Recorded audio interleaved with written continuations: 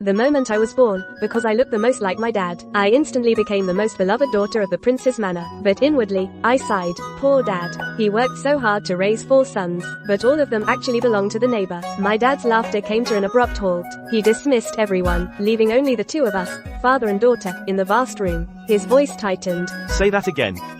He seems to have heard my inner voice. The face of my so-called dad holding me shifted through countless shades in an instant. His gaze locked onto me intensely, as if trying to find some trace of a joke on this face so similar to his. I'm just a baby, so of course I don't have any expression. I just lazily yawned and blew a milk bubble. Stop looking. No matter how much you look, those 4 sons aren't yours. How pathetic. With glorious military achievements and a renowned reputation, yet his home was completely robbed behind his back. This is practically the biggest sucker of the year. Adrian's breathing suddenly grew heavy, his chest heaving violently. He forced himself to calm down. Impossible. This is absolutely impossible. It must be an illusion. A delusion from his many years on the battlefield. He closed his eyes and took a deep breath, trying to banish that absurd voice from his mind. He began silently reciting the name of his eldest son, Leo. Leo is the son he values most. Refined, gentle, and exceptionally intelligent. Everyone says he has the bearing of a noble scion. Oh, the first one, Leo. That familiar voice exploded in his mind again. Fair-skinned, clean-cut, and refined. He looks exactly like his real dad, Minister Croft, the Minister of Revenue. His abacus beads clatter non-stop, and he's got more schemes than a sieve has holes. He just didn't inherit any of your decisive, battle-hardened genes as the god of war. If you expect him to inherit your military authority, I'm afraid he'll scheme to give away the entire fortune of the prince's manor to outsiders. Adrian's heart gave a violent jolt. Minister Croft has been his close friend for years. He frequently visited the manor, discussing poetry and painting with the princess consort. Adrian once took comfort in their refined friendship. A wave of nausea surged up his throat. He refused to believe it. Then he thought of his second son, Seth. Seth was brave and combative. He loved practicing with weapons since he was a boy. He was the most like Adrian out of all his sons. The second one, Seth. My inner voice chimed in, right on cue, with undisguised disdain. Brave.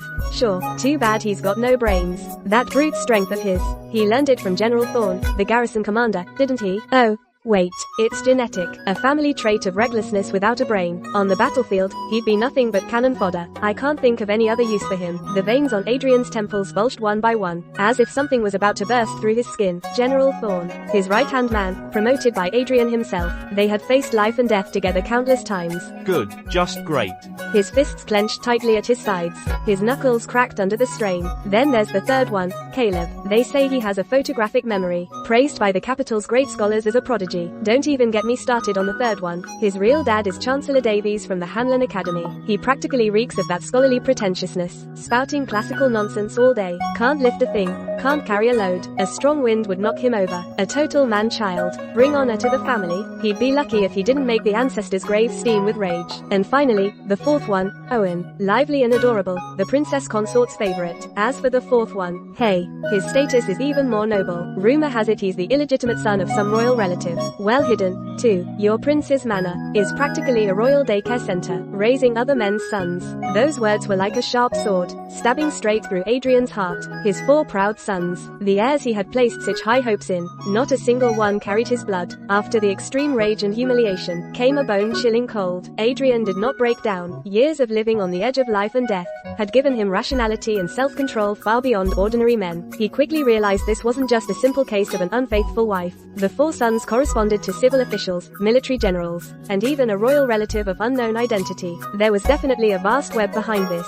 And he was the prey caught at its center. He looked down at me again. The look in his eyes had completely changed. It no longer held only the joy and affection of a new father. Now there was scrutiny, and a kind of dependence. A burning intensity, like clutching a lifeline. This newborn daughter of his, this daughter who could let him hear an inner voice, was his only weapon to break the deadlock. What are you staring at? Do you think I, your daughter, am your savior? Fine, since you're my one and only real dad in this life, I'll reluctantly lend you a hand. After all, if you go down, a milk-sucking baby like me won't make it either. We're in the same boat now. The same damn boat. Adrian Vance let out a cold laugh. No, my daughter, we are the hunters. Those arrogant web weavers will soon become our prey. The first thing he did was carry me out of the bedroom. Outside, the steward, old maids, and maids arranged by Princess Consort Rosalind were waiting with lowered eyes and submissive postures. Adrian's gaze swept over each of their faces, as if looking at a bunch of dead men. From today onward, Miss Aria's courtyard will be taken over by my personal guards.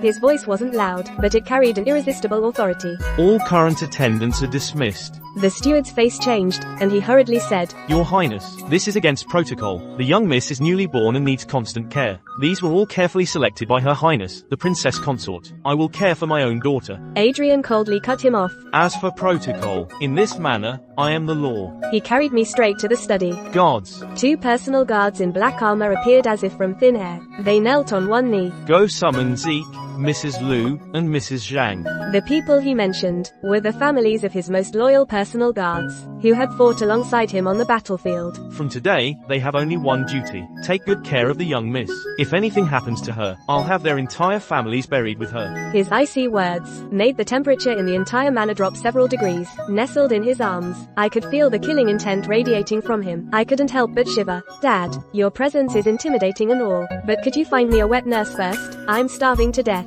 Adrian's body stiffened. On the face of the decisive god of war, a rare look of embarrassment appeared. He looked down at my puckered little mouth, and patted my back with stiff movements. Soon, just a little longer. The new wet nurse and maids were quickly in place, all from families of the personal guards. Every one of them was sturdy and sharp-eyed. They were nothing like the previous servants, whose bodies had been hollowed out by drink and pleasure. I finally got some warm, comforting milk. With a full belly, I let out a contented burp. Time to get back to my main baby business, eat and sleep. Meanwhile, my so-called dad, Adrian Vance, officially began his work as the scumbag detector. He didn't return to his bedroom. Instead, he went straight to his study. He summoned all the shadow guards of the prince's manor. He launched a covert investigation into everyone connected to the parentage of his 4 sons. That very night, Princess Consort Rosalind caught wind of it, carrying a pot of carefully brewed tonic soup. She appeared at the study door. Your Highness, you've been busy all day. Have some soup to soothe your throat. Rosalind was as graceful and virtuous as ever. Her eyes held just the right amount of concern, like a perfect wife.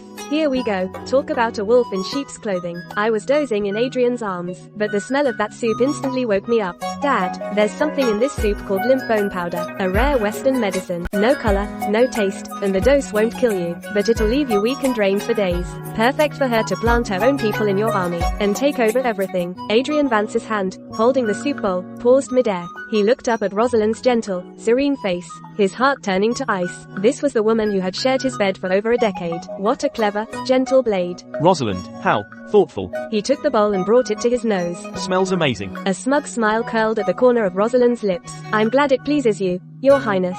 Just as she thought he would drink it, Adrian's hand suddenly jerked. With a loud clatter, the celadon soup bowl shattered on the floor. Brown broth spilled everywhere. Oh. Adrian smacked his forehead in feigned annoyance. Look at me. I must be completely exhausted. Can't even hold a bowl steady. Rosalind's smile froze on her face, but quickly returned to normal. Please don't blame yourself, Your Highness. It was my oversight. I should have had a servant bring it. She knelt to pick up the pieces. Don't. Adrian stopped her. He looked at the mess on the floor. He let out a sigh, as if it were nothing. Speaking of which, seeing Arya today really made me realize how fast time flies. Before we know it, Leo will be having his coming-of-age ceremony. Rosalind paused for a moment, then agreed softly. That's true. The children are all grown up. You should spend more time with them, Your Highness. Adrian nodded, then changed the subject. I quizzed him on his studies today. I feel he's hit a wall with his economic policy. His essays are flashy but lack substance. I was thinking Minister Croft, the Minister of Revenue, is an expert in this field, and he's a good friend of mine. Why not invite him to the manor sometime, to personally give Leo some pointers? What do you think? Minister Croft? Rosalind's expression shifted for a split second. It was gone in a flash,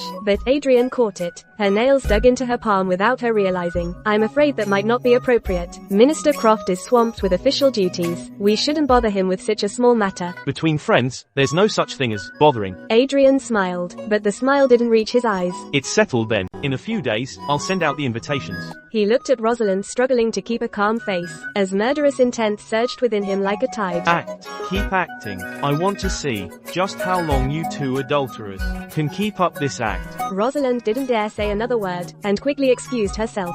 The moment she left, the smile vanished from Adrian's face, replaced by a chilling coldness. He looked down at me. Dad, well done. You can't confront a hypocrite like her head on. You have to use a soft knife and wear her down slowly. Let her know that you know, but keep her guessing about how much you actually know. Drive her crazy. The corner of Adrian's mouth finally curled into a cold, genuine sneer. That night, he used the excuse that the new wet nurse in my courtyard was clumsy and careless, and had all the previously dismissed spies planted by the princess consort dragged out. There was no interrogation or trial. Each received a silk rope, and was beaten to death by the dry well in the backyard. The smell of blood lingered all night, and the entire prince's manor fell into a terrified silence. Afterwards, my Serenity Pavilion was surrounded by personal guards so tightly that not even a fly could get in. The prince publicly gave the reason that he was deeply concerned for his daughter, saying that Miss Aria was frail and must not be disturbed by any outsiders. Everyone thought Prince Adrian, the god of war, after having a daughter, had become a total doting father. Only I knew. This so-called protective net was already spreading quietly, and those who were once family were now prey trapped within it. The first prey to be dragged out and sacrificed, the false heir,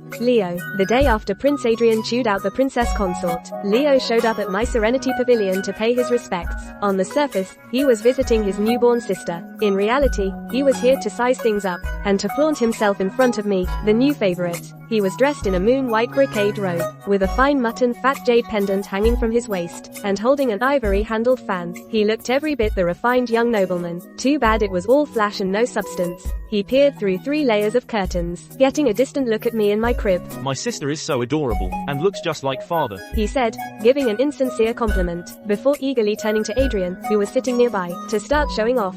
Father, look, my uncle went out of his way to find this for me. A prized stallion from the west named Gale Chaser, which they say can cover 1,000 miles in a single day, he said with unconcealable pride on his face. I'm gonna practice my archery on horseback every single day, so I can be just like you one day, father, and fight for our country on the battlefield. I was lying in bed, about to spit up the milk I'd just drunk. You, a coward who's too scared to even get near a horse, and you talk about galloping across the battlefield? You'd get dizzy just riding a donkey. Your biological father, Minister Croft, gets weak in the knees at the sight of a tall horse. You've inherited his cowardly nature 100%, and a prized stallion from the west. That money was siphoned off by your mother, Rosalind, from her own dowry. She gave it to your so-called dad, Minister Croft, to grease palms and pull strings. And now it's buying you a fake son, a fancy horse to show off with. Talk about putting it to good use. Adrian's hand holding the teacup was steady as a rock. He listened to my inner ranting, his face completely calm, as if he was genuinely admiring his son's filial piety and ambition. He set down the teacup and looked gently at Leo. Oh, since you have such a fine steed, and such determination, very good. Praise like that went straight to Leo's head. He was practically floating on air. Then today, your father will test your progress. Let's see how much you've learned, shall we? Adrian shifted gears. The smile on Leo's face immediately froze. You just said you wanted to learn to conquer the battlefield like me. Then your grasp of military strategy must be top-notch. Sweat began to bead on Leo's forehead. He usually only reads flowery poetry. He's never studied military tactics. He started stammering, unable to get a full sentence out. I've been studying the art of war recently, but I haven't fully grasped its essence yet. Never mind. Adrian waved his hand dismissively. Book knowledge is one thing, but real battle is another. Where is that prized stallion of yours? Take me to see it. Perfect day for it. I'll take you to the riding grounds myself, and show you what real archery on horseback looks like. Leo's face drained of color. The riding grounds? He felt like fainting on the spot. That's what he gets for faking it. This incompetent fool can barely stay on a horse, and now he's supposed to do archery on horseback. This is too funny.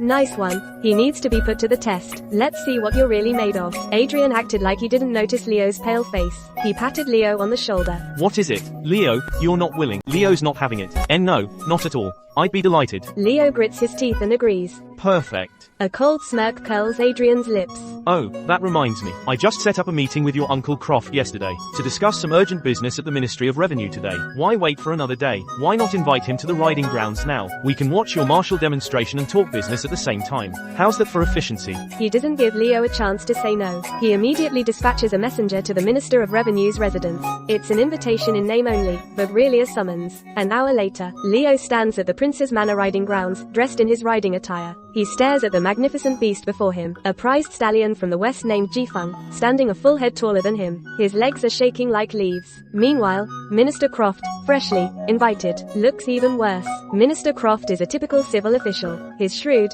calculating eyes are now wide with terror, especially when the groom brings over a relatively docile mare and asks him to get on. He stumbles back in panic. He nearly falls flat on his backside. Why, Your Highness? I've been sickly since I was a kid, never been good at riding. I really shouldn't try. Adrian sat high upon his warhorse, looking like a deity. He watched the pathetic scene before him, his gaze icy. One was his supposed eldest son, the other was his friend of many years. One went weak at the sight of a horse, the other couldn't even climb into the saddle. Both equally pathetic. What a perfect joke. Leo, get on the horse. Under the watchful eyes of everyone, Leo had no choice but to grit his teeth. With the groom's help, he clambered shakily onto the horse's back, but the moment he settled, the stallion seemed to sense his fear. It snorted impatiently and pawed the ground. Just that simple movement scared the living daylights out of Leo. "Ah!" he shrieked, scrambling off the horse's back and landed flat on his face.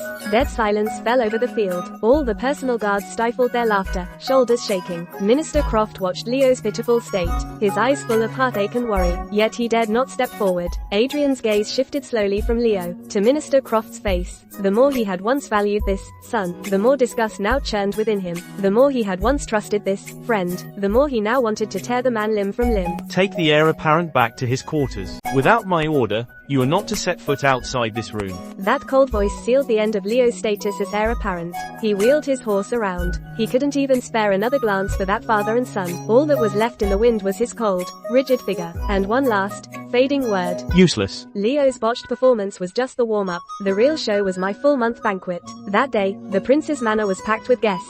Almost every big shot in the capital had shown up. The emperor sent his most trusted Lord Chamberlain to offer congratulations. Imperial gifts poured into the manor like water. The celebration was fit for a royal prince. My dear mother, Princess Consort Rosalind, was dressed to the nines. She was all smiles, schmoozing with the noble ladies. She exuded the grace of the manor's mistress.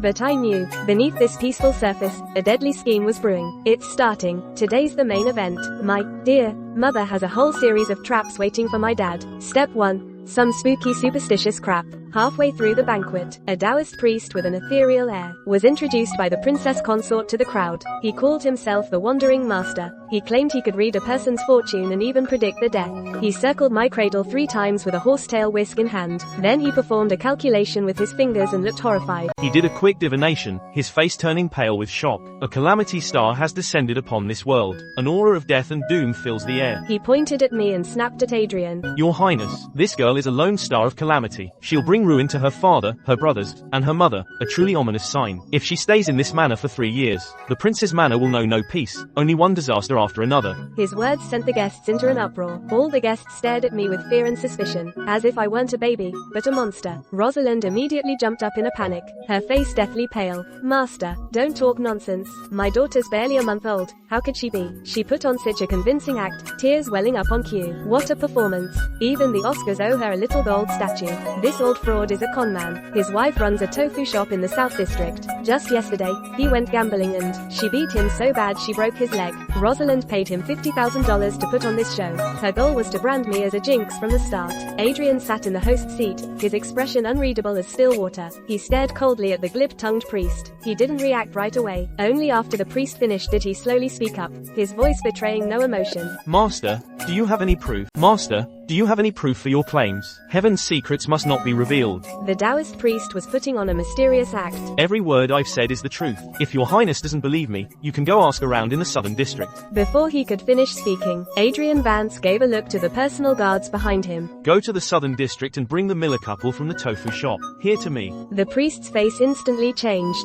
Rosalind's heart sank. A sense of foreboding washed over her. In less than half an hour, a man and a woman were brought to the main hall. The woman was indeed the owner's wife from the tofu shop. The man was none other than the gambling husband who had been beaten and left with a lame leg. As soon as the couple saw each other, before Prince Adrian could even speak, the owner's wife lunged at the priest, tearing into him. You shameless fraud. You said you were going to a temple to cultivate yourself. How dare you come here to the prince's manor to swindle people? Where's my $500 you stole? Exposed on the spot, the priest was scared out of his wits. Not a trace of his otherworldly demeanor remained. He dropped to his knees with a thud and confessed everything. It was her highness, the princess consort. She made me say all that. Instantly, everyone's gaze focused on Rosalind. Rosalind's face instantly drained of color, turning as white as a sheet. She knew she had miscalculated, but being the cunning princess consort she was, she immediately kicked her backup plan into gear. She knelt before Adrian Vance, tears streaming down her face. Your highness,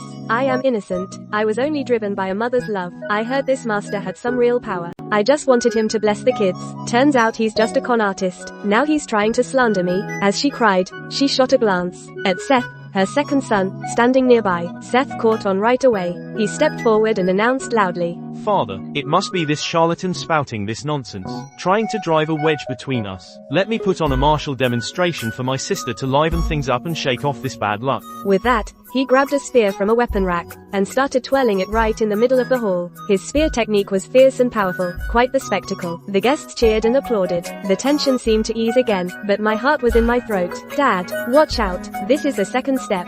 Killing with a borrowed knife. That spearhead is coated with a deadly poison that kills on contact. If it so much as scratches me, I'm dead." That idiot Seth is gonna pretend to lose his grip and hurl the spear right at me. His real dad, that reckless General Thorne, is right there watching from the crowd. He'd love nothing more than for you to get hurt, or even stabbed by that poisoned spear trying to save me, so he can mobilize his troops under the guise of protecting his majesty, and seize command of the capital's defense. The moment my inner voice finished, the moment my inner voice sounded, Seth in the courtyard let out a fierce roar. The spear in his hand went out of control, whirling through the air. Its tip shot straight for the cradle I was sleeping in. Everyone gasped in shock. A gleam of vicious delight flashed in Rosalind's eyes. General Thorne's hand was already on the hilt of his sword. It all happened in a flash. Adrian, seated at the head of the hall, didn't retreat. He charged forward. He didn't try to grab me or block the spear. Instead, in that split second, he moved like lightning, and kicked Seth square in the chest. Seth let out a pained cry, and flew backward like a ragdoll, blood spraying from his mouth. Adrian then seized the flying spear mid-air, gave his wrist a flick, sending it into a spin, and in the next instant, he was before the guest seats. The cold spear tip was pressed steadily against General Thorne's throat. The entire hall fell deathly silent. The very air seemed to freeze. Adrian's voice was like a whisper from the depths of hell itself. "General Thorne, my son had a little accident during his martial demonstration. Why was your hand on your sword?" A dead silence descended upon the room. All the guests were too terrified to make a sound, staring at this world-shattering scene in horror. General Thorne froze completely. Cold sweat instantly soaked through his back. He felt the bone-chilling cold of the spear tip against his throat. One more inch, and he'd be dead. "Why, Your Highness? I was just worried about Miss Arya." His excuse sounded weak and hollow. Adrian let out a cold laugh, a laugh filled with bloodthirsty intent. "Worry? Don't you dare worry about my daughter." He flicks his wrist, pressing his spearhead to General Thorne's neck, and drawing blood. General Thorne was terrified out of his wits and didn't dare move a muscle. Rosalind's face went deathly pale. She never imagined her two-step plan would be dismantled by Adrian so easily, and with such brutal force. The full moon banquet ended in farce and bloodshed. The Taoist priest and Seth were dragged away. General Thorne was stripped of his command on the spot, and thrown into the manor's dungeon. After all that, not only did Rosalind fail to get rid of me, she even lost a key military ally, but the forces behind her had no intention of backing down. A few days later, in the imperial court, several censors jointly submitted a petition impeaching Prince Adrian. The charges: using extrajudicial punishment to suppress officials, and harboring heresy, implying treasonous intent. Their accusations pointed directly at everything from the full moon banquet. The pressure fell on the emperor. To quell the debate and satisfy all parties, Princess Consort Rosalind's maternal relatives, joined by several royal relatives, proposed a seemingly fair fix: a blood test to determine paternity. That was the blood test for kinship. They claimed that since the whole incident began with a Taoist priest's nonsense, saying the young lady was ill-fated, then as long as they could prove she was Prince Adrian's own flesh and blood, with a pure bloodline, all rumors would be dispelled. For this purpose, they specially invited the most senior and respected figure, the Grand Duke, known for his fairness and strictness, to come personally to the prince's manor and preside over the test. This move could be described as extremely vicious. They positioned themselves on the moral high ground of acting for the manor's benefit, making Adrian Vance unable to refuse. On this day, the atmosphere in the main hall of the prince's manor was tense.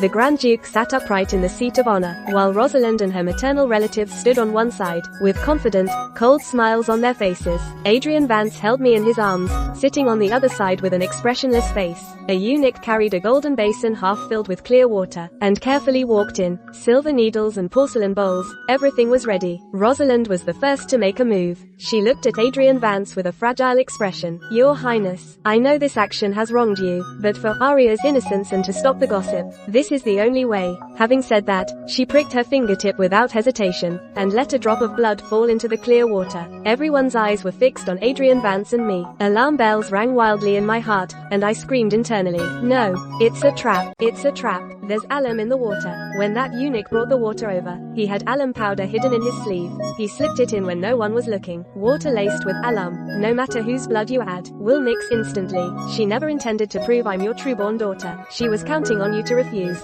or she was sure you'd fall for the trick. Once the blood test shows a match, she'll immediately turn around and accuse you. She'll say this proves I'm not her child, but a bastard you brought in from outside. She wants to use this chance to destroy me, your only trueborn daughter. Then she'll sling mud at you, accusing you of moral corruption, and tainting the royal bloodline. You'll be left with no way to defend yourself. This move is vicious. It's the real killing blow. Adrian's arms tighten around me suddenly. Rosalind, what a woman. What a venomous woman. This was her ultimate goal all along. He watches the eunuch with the golden basin, approaching him step by step. His eyes are as cold as ice. Just as the eunuch is about to reach him, Adrian suddenly makes a move. Holding me, he stands up. As if tripping over his own feet, he stumbles violently. With a clatter, the golden basin slips from the eunuch's hands. The basin and water crash heavily to the floor, spilling everywhere. It sizzles lightly and evaporates instantly. It leaves behind a white, powdery residue. Everyone is stunned. The eunuch is so scared he drops to his knees. Adrian, what is the meaning of this? Adrian ignores the mess on the floor. He turned, his eyes filled with deep pain as he looked at the Grand Duke. He looked at everyone present. His voice held endless disappointment and weariness. Grand Duke, I trusted my princess consort, and my own flesh and blood. I thought the bond between husband and wife, the ties of family, were things in this world that needed no proof at all. But what happened today has chilled me to the bone. His gaze slowly swept over Rosalind and her family's faces. That look sent a chill down their spines. Since my own flesh and blood needs a bowl of tampered water to prove itself, then I have nothing left to say. With that, he ignored everyone else. He looked down at me in his arms, his gaze tender. With a gesture of utmost care, he gently straightened my clothes. Then he raised his head. In a voice crystal clear, loud enough for everyone to hear, he declared, word by word, "From this day forth, Arya will be my sole heir. Her status is equal to that of the heir apparent. Anyone who dares lay a finger on her undermines the very foundation of the prince's manor. I will show no mercy. I will have him executed, no matter what."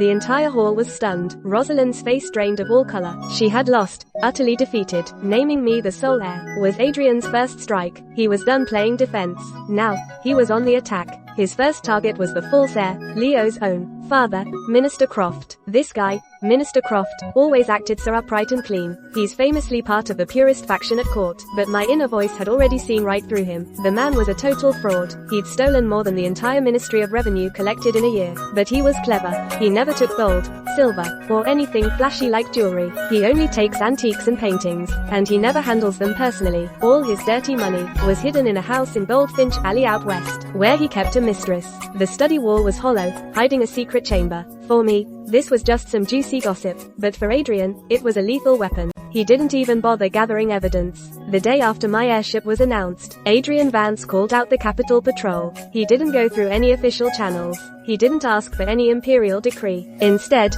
on the excuse of a theft at the prince's manor and chasing down thieves, he forcefully barged in with his personal guards to that mansion in Goldfinch Alley. He moved with lightning speed. When Minister Croft got the news and rushed over frantically, it was already a done deal. The study was completely smashed to pieces. That hollow partition wall was torn down completely. The priceless antiques were hidden inside. Scrolls of calligraphy and paintings were piled high and scattered everywhere. Any one of them was worth a fortune. And his mistress, whom he'd been keeping for years, was there with several subordinates who helped him fence the stolen goods.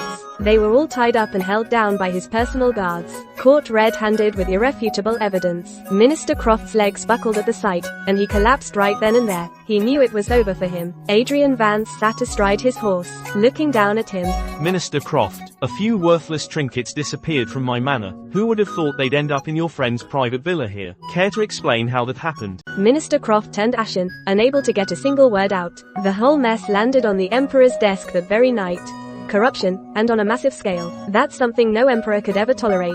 Plus what Adrian presented. Those things between Minister Croft and Rosalind. The ambiguous poems and letters. The emperor hit the roof. Minister Croft was thrown in prison, sentenced to die after the autumn assizes. All his family assets were seized, and his entire clan was barred from holding office. forever. A family that had stood firm in court for decades came crashing down overnight. As for my dear brother, the false heir Leo, implicated by the failure to discipline a son and the defiling of the ancestral temple, he was stripped from the family registry for good. Adrian didn't have him killed. Instead, he shipped him off to the harshest, coldest fiefdom up north to reflect on his actions. They called it experiencing the hardships of common life, but really, they were leaving him to rot. When Rosalind got the news, she passed out on the spot. She'd lost her most crucial ally in court, and the son she valued most. Over a decade of meticulous planning, wiped out in an instant. Devastated, she looked like she'd aged 10 years overnight. And me, I was cozy in my little bed, as my wet nurse sings me a lullaby. 1 down, 3 to go. Dad's really on a roll.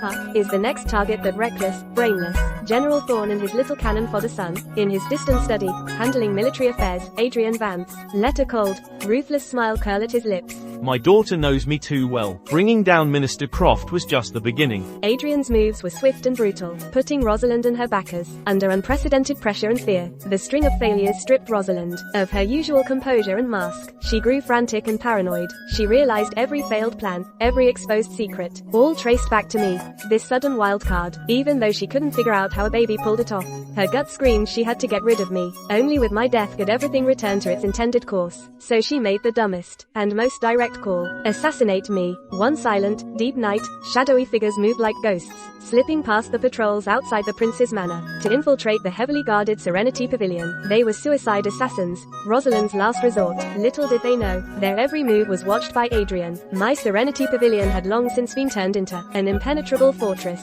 a massive trap. The moment they pried open the window, ready to slip into my room, a command rang out. Archers hidden all around unleashed a hail of arrows, a storm of death, instantly turning the shadows into human pincushions. Clashing steel, screams, slaughter, it all pierced the silent night. My wet nurse had been warned. She held me tight, and we hid in a secret chamber within the room. The walls were thick, muffling most of the noise, but I could still feel it, that murderous rage outside. My little heart was pounding. They're really trying to kill me. That woman, my so-called mother, wants me dead. Thank goodness my dad is brilliant and prepared. Otherwise, my little life would have ended here today. I'm only 1 month old. I haven't even had a roasted chicken leg or osmanthus wine yet. I don't want to die. The sounds of fighting outside soon died away. Adrian Vance strode in, dressed in black combat attire. He carried the heavy scent of blood. Don't be scared, Arya, it's over. He took me from the wet nurse's arms, his movements gentle, as if afraid of startling me. I looked at him. I saw the suppressed emotions in his eyes, smoldering rage and lingering fear. Dad, are you okay? Did you capture anyone alive? We need to find out who sent them. My bet's on that crazy bitch Rosalind. Adrian carried me out of the secret chamber. The bodies in the courtyard had already been dragged away. Only bloodstains remained, gleaming dark red. In the pale light, several personal guards held down a captive.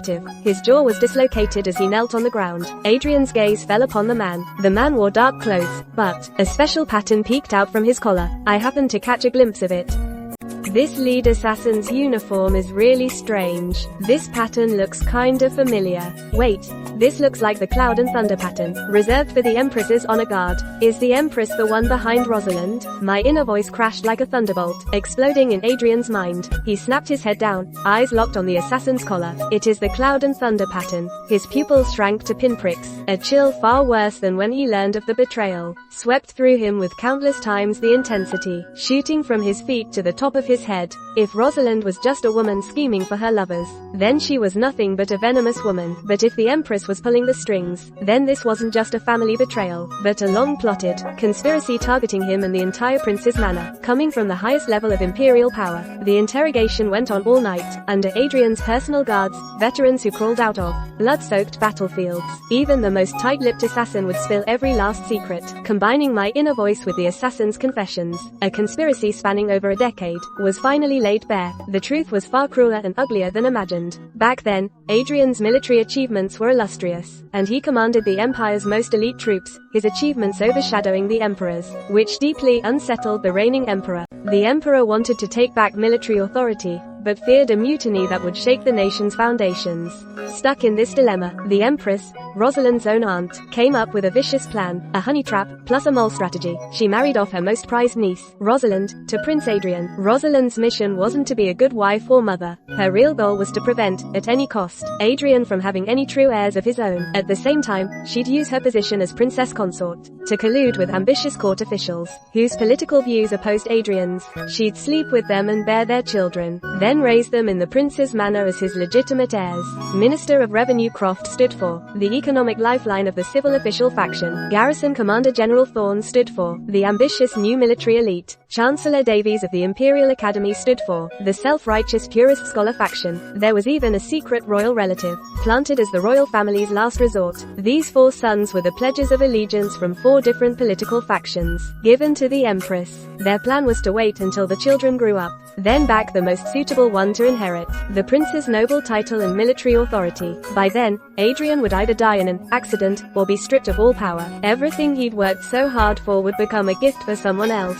In this way, the immense military authority in his hands will be effortlessly taken back by the Empress's faction, and even the royal family. It was a perfect plan, a grand scheme set in motion over a decade ago. Adrian Vance was kept completely in the dark, like a frog in a slowly boiling pot, but as the one carrying Adrian's real bloodline. My unexpected arrival as his true-born daughter completely disrupted all their arrangements. My very existence is the greatest threat to this conspiracy. Once I grow up, Adrian will undoubtedly leave everything to me. The decade-long infiltration of those fake sons would become a complete joke. That's why they have to get rid of me. In the study, candlelight flickered. Adrian Vance remained silent for a long time after hearing the Shadow Guard's final report. His face was hidden in the shadows, his expression unreadable, but I could feel an aura emanating from him, a deathly stillness that could freeze everything. His life, the brotherhood he once believed in without doubt, his respectful marriage, the sons he placed such high hopes on, all of it was fake, a complete and utter deception. He was like a clown trapped on a stage, with the very people closest to him, toying with him for over a decade. In his arms, I, for once, held back my sarcastic thoughts. Don't be sad, it's not worth it for these scumbags. Good thing you see it clearly now. Better than ending up dead. Now that we know their cards, it's our turn to make our move. The Emperor fears you, and the Empress wants you dead. This is no way to live a life. Let's just rebel. This treasonous thought of mine sends a jolt through Adrian. He snaps back to reality, looking down at me. A flame lights up in his lifeless eyes. Not rage, but something far more terrifying. A cold, burning will to fight. Rebel? Never. Adrian Vance will never be a traitor. What he'll do is purge the court. He'll make those who think they're players see what happens when a mere pawn overturns the entire board. His voice is hoarse, yet carries a bone-chilling calm. Pass on my orders. Starting today, life in the prince's manor goes on as usual. The princess consort is ill and needs rest. No one is to disturb her. Make sure the other 2 young masters are well served, but they are not to leave their courtyard. Tell everyone I'm disheartened by the recent blows, drowning my sorrows in wine, indifferent to everything. A shadow guard looks confused. Your Highness, aren't we going to strike back? A chilling smile curls on Adrian's lips.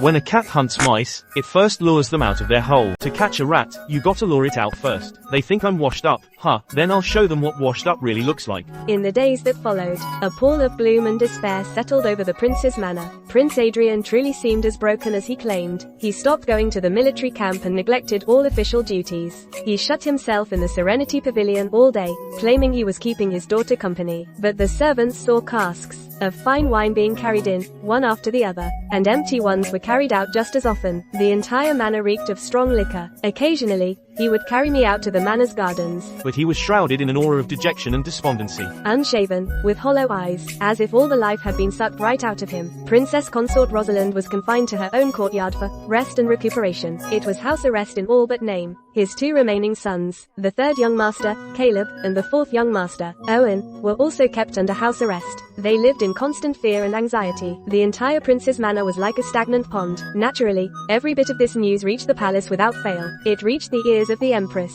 The Empress was absolutely thrilled. In her eyes, Adrian, this once fierce tiger, had finally had his claws and teeth filed down. A god of war, drowning in wine and women, his spirit broken, was no longer a threat. It was time for the final move. She began frequently sending people in secret to contact the imprisoned Rosalind, pushing her to make her move, to stage a fatal accident during the upcoming autumn hunt, and finish Adrian off for good. The one carrying it out is Seth's real father. That's General Thorne. All brawn, no brains, but utterly loyal to the empress. Even though General Thorn got locked up after the full moon banquet, his former subordinates in the army still have his back. The empress promised him that if they succeed, she'd not only clear his name and give him back his post, but also hand over all the troops left after Prince Adrian's death. With a reward like that, someone's always willing to take the risk. A meticulous plan was quietly taking shape in the shadows. Little did they know, every secret plot, every letter, every detail of their plans, was being broadcast by my inner voice, word for word, lived to my so-called dad, who was drowning his sorrows in booze. Here we go, the fish is biting. That old hag, the empress, had Rosalind send word to General Thorn's former subordinates in the army, planning to strike during the autumn hunt. They're using that idiot Seth, who's still alive, thanks to the empress, to cause chaos in the hunting grounds.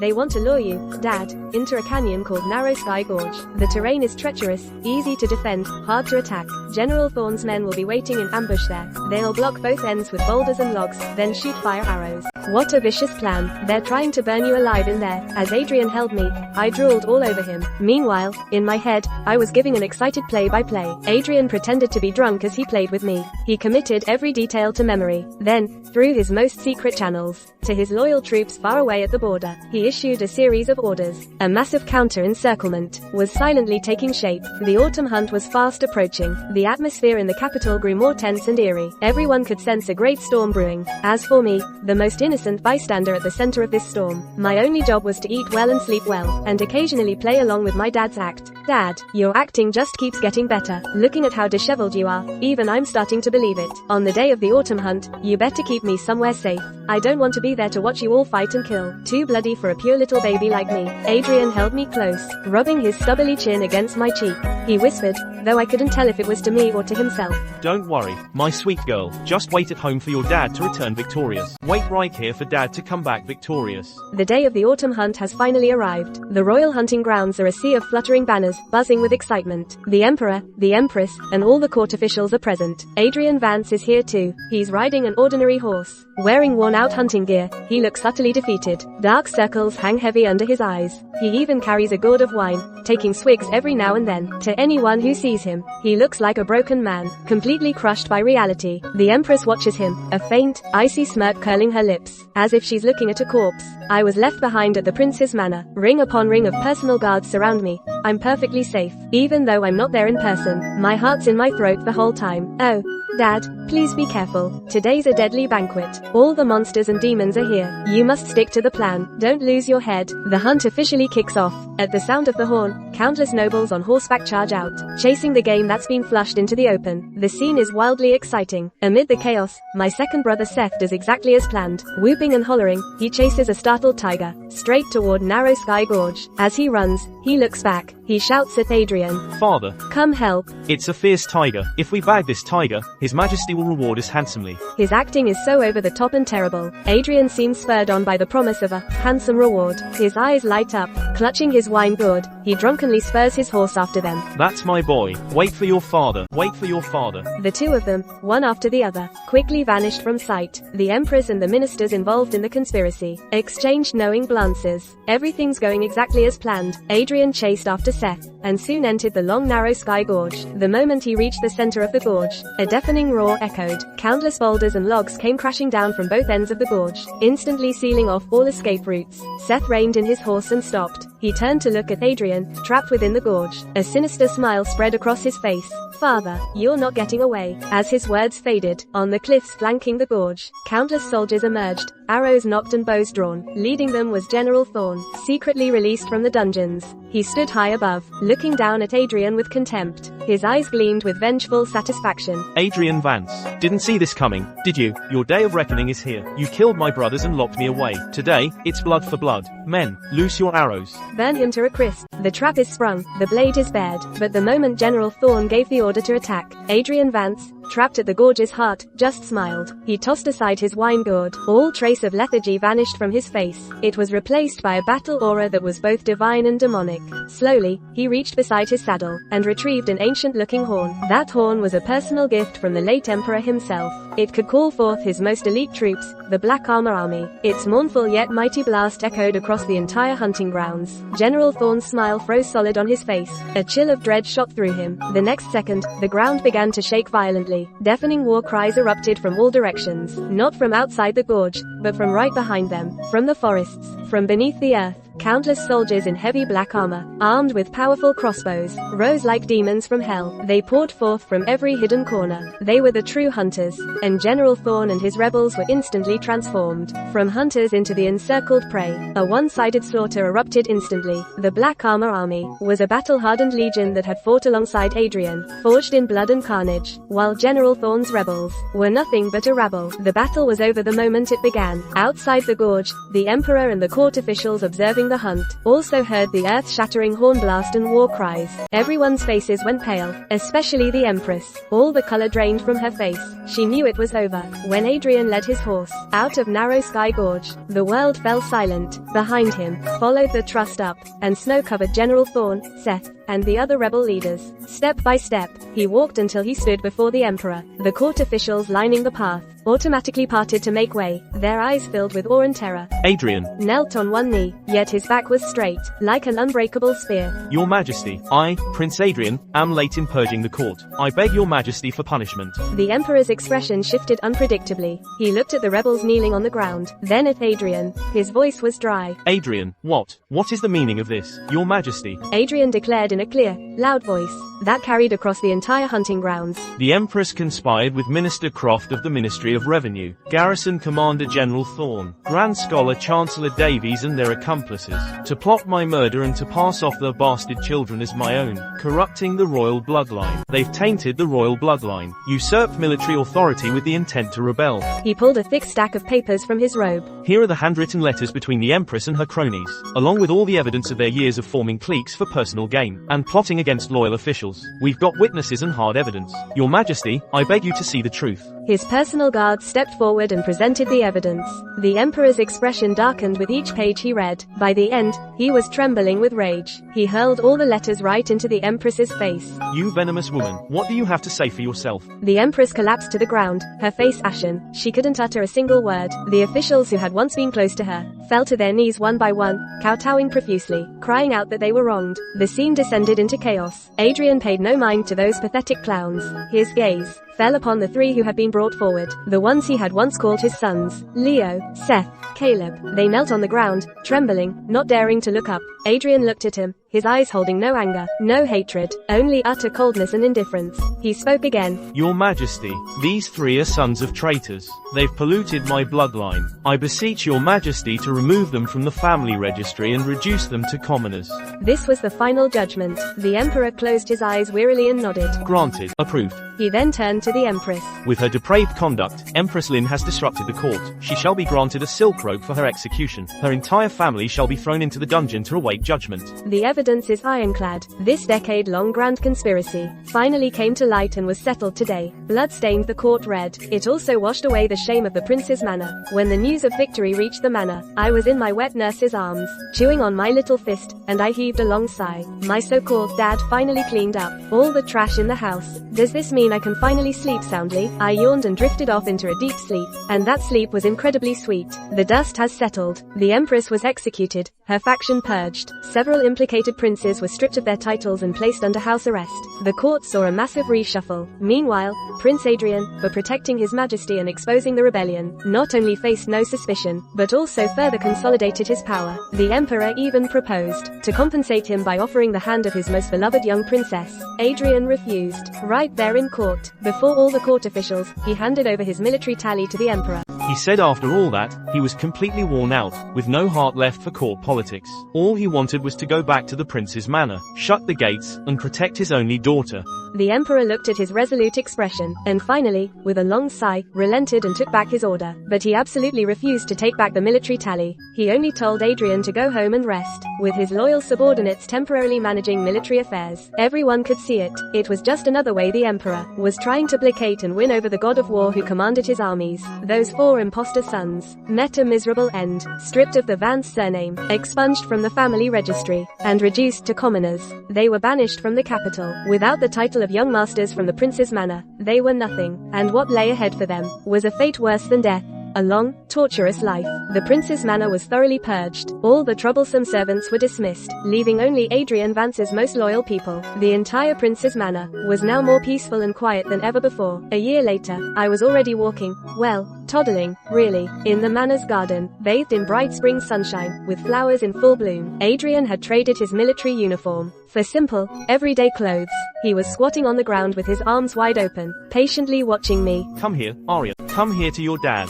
His face lit up with a genuine, gentle smile. All that earlier gloom and menace vanished. My face broke into a wide grin. Then I toddled off, on wobbly little legs, launching myself into his arms. Dad, I spoke the very first word of my life. Clear and loud. Adrian held me. His body went rigid. Then this man, who had survived blood-soaked battlefields, without ever shedding a tear, instantly got teary-eyed. He held me tight, as if holding the world's most precious treasure, for a long, long time, before he finally answered in a hoarse voice. Yeah, aren't you ashamed to be crying as a grown man? I thought to myself, nestled in his arms. But you know what? Having a dad feels pretty good. I reached out my little hands and hugged his neck. Sunlight filtered through the blossoms onto us, father and daughter, warm and peaceful. I knew from then on, Arya, was Adrian's one and only treasure, his only weakness, his only strength. And he, in this strange world, was my one and only anchor. Our story was just beginning.